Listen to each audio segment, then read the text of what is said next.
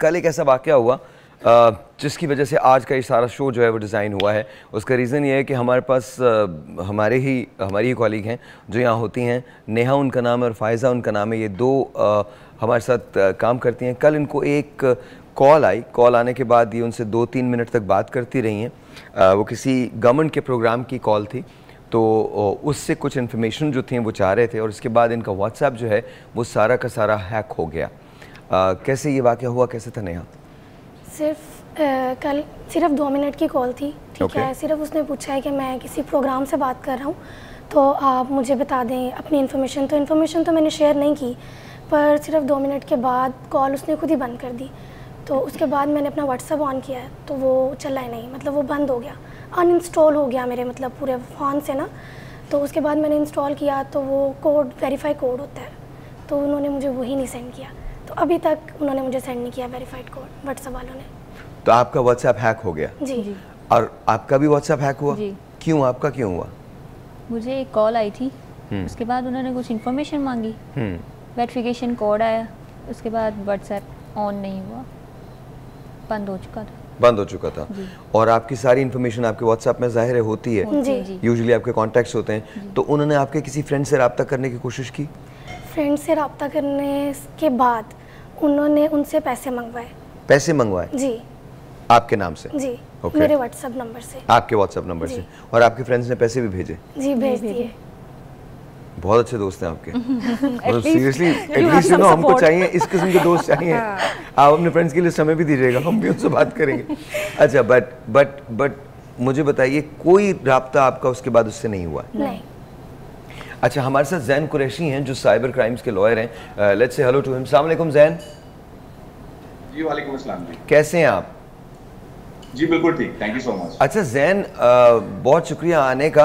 जैन, अभी हम नेहा से और फायजा से बात कर रहे थे, इनका व्हाट्सएप हैक हो गया, और क्या इस सिलसिले में कुछ किया जा सकता है? साइबर क्राइम्स के लॉ कैसे हैं? क्योंकि कल जब मैंने बात की है तो वो 4 से 6 वीक का प्रोसेस पता चला कि 4 से 6 वीक का प्रोसेस है।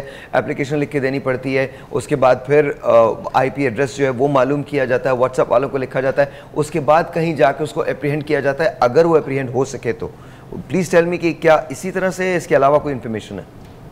देखिए, बहुत शुक्रिया आपका इनवाइट करने के लिए। ये आज के दौर में जो डिफरेंट किस्म के साइबर क्राइम्स हैं, उनकी जो कैटेगरीज हैं वो डिफरेंट होती जा रही हैं। मिसाल के तौर पे आज से कुछ अर्सा पहले हम ये देखते थे कि इस किस्म के जो क्राइम थे वो आमतौर पे ऐसे कमिट किए जाते थे कि किसी के फोन में कोई कोड चला जाता था और उसे कहा जाता था ये कोड आपके पास गलती से आ गया, आप हमसे शेयर कर दें। ठीक है। इसी तरीके से वक्त गुजरने के साथ साथ हमने ये देखा कि मुख्तलिफ लोग ऐसे हैं जिनकी आईडीज जो हैं, अकाउंट्स जो हैं वो फेक बना दिए जाते हैं, और बाद में कुछ अरसे के बाद उनको तब पता चलता है जब उनके दोस्त जो होते हैं वो उन्हीं को समझ के उन्हीं को पैसे ट्रांसफर कर देते हैं, और बाद में जब वो उनके पास पैसे लेने के लिए आते हैं कि जी आपने हमसे पैसे मांगे थे वो वापस कर दें, तो उनको ये पता चलता है कि इस तरीके से एक फेक अकाउंट ऑपरेट कर रहा था। अब साइबर क्राइम में आमतौर पे होता यह है कि जो आइडेंटिटी इस्तेमाल की जाती है वो हमेशा फेक इस्तेमाल की जा रही होती है। फेक अकाउंट्स होते हैं, जो शख्स क्राइम कर रहा होता है वो अनोनिमस रहता है।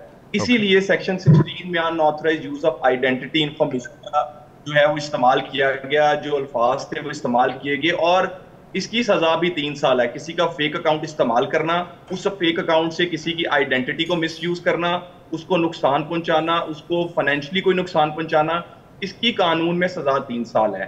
अब जब भी अकाउंट फेक तैयार होता है, या जैसे इनको कॉल आई है उसमें कोई हो सकता है कि उसमें जो नंबर इस्तेमाल किया हो वो किसी और शख्स के नाम पे हो या वो फेक सिम हो। इसी तरीके से unauthorised issuance of SIM card, जो कि लोग आमतौर पे इस चीज के बारे में इंफॉर्मेशन ही रखते कि अगर आप फेक सिम कार्ड इस्तेमाल कर रहे हैं तो उसकी भी कानून में जो section 17 of prevention of electronic crimes act 2016 है उसमें सजा 3 साल है। तो मैं यहाँ ये बताता चलूं कि ये जो दोनों क्राइम होते हैं, चाहे वो सोशल मीडिया रिलेटेड क्राइम हो जहां पे कोई सोशल मीडिया एप्लीकेशन को इस्तेमाल किया जा रहा है और उसकी मदद से अगर किसी को फाइनेंशियली नुकसान पहुंचाया जा रहा है, जो कि फाइनेंशियल क्राइम है, ये दोनों जो दोनों किस्म के जराइम हैं ये साइबर क्राइम की कैटेगरी में फॉल करते हैं।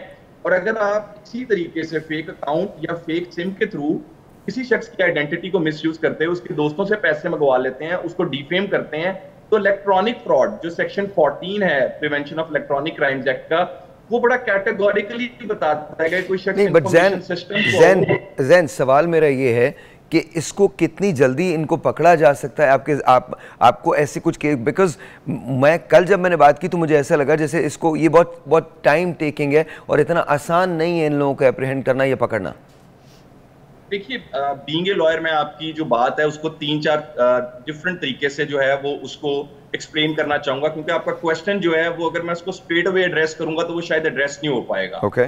देखिए, साइबर क्राइम के अंदर मुख्तलिफ किस्म के जो एविडेंसेस होते हैं उनकी वैल्यू होती है। जैसे मिसाल के तौर पे इस केस को कंसिडर कर लेते हैं। हाँ। अब इस केस के अंदर सबसे इंपॉर्टेंट ये है कि सबसे पहले ये चेक किया जाना चाहिए कि वो जो सिम जिससे इनको कॉल आई है उस सिम की ओनरशिप किस शख्स के नाम पे है। ट्रू। फिर जिस फोन से जिस मोबाइल फोन से कॉल आई है उसके IMEI से आप एस्टेब्लिश कर सकते हैं कि ये जो फोन है ये किसकी ओनरशिप में था। Okay. उसके अलावा IMEI से आप मजीद ये चेक कर सकते हैं कि इस फोन से और कितनी सिम्स ऑपरेट हो रही हैं। इसी तरीके से आप सिम कार्ड की लोकेशन से भी बहुत ज्यादा एविडेंस कलेक्ट कर सकते हैं। इसी तरीके से अच्छा, लेकिन ज़ैन ये करेगा कौन? कहाँ हम जाएं ये बात करने के लिए? अगर कहीं हैक हो जाता है, हमारा कोई अकाउंट हैक हो जाता है तो हम इसकी बात करने के लिए जाए कहाँ? कौन सा इदारा ऐसा होता है? साइबर क्राइम के इदारे को क्या फ़ोन करना है या पुलिस में रिपोर्ट करनी है? बिकॉज आम आदमी को ये नॉलेज नहीं होती। देखिए, जब भी किसी भी शख्स के साथ साइबर क्राइम हो उसको सबसे पहले जो है उसको रिपोर्ट करना है अपने करीबी FIA के साइबर क्राइम सर्कल के अंदर। Okay. सबसे पहले आपके साथ जब भी साइबर क्राइम हो तो इसकी जो जुरिस्डिक्शन है साइबर क्राइम रिपोर्ट करने की, वो FIA साइबर क्राइम सर्कल के अंदर आपने इसको रिपोर्ट करना है।